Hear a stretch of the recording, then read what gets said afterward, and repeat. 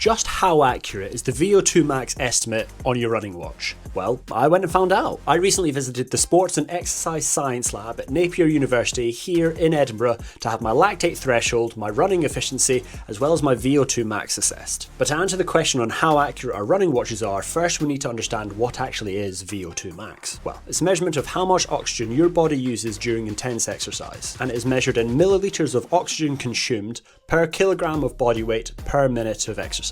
Now, the truly scientific way to determine your VO2 max is with a specialised mask that measures the amount of oxygen that you consume as well as the amount of carbon dioxide you produce. A computer will then crunch the numbers and boom, there's your VO2 max. But how can watches then estimate the VO2 max if you're not wearing a specialist mask every time you go out for a run? Well, this is maybe where we have to close our eyes, throw a darts and hope to hit a bullseye. Watches collate a vast array of different data points, from your weight to your pace to your heart rate, as well as a slew of other data points that we probably don't even know about, and it will crunch the numbers using a proprietary algorithm and compare your data against the data of thousands if not millions of other users, and it will estimate your VO2 max. But this is more than likely tinfoil hat territory. So how accurate are they? Well, I've been wearing the Coros Pace 3 for a little over 6 months and I've clocked nearly 1,000 miles in it already, so it's got more than enough data on me.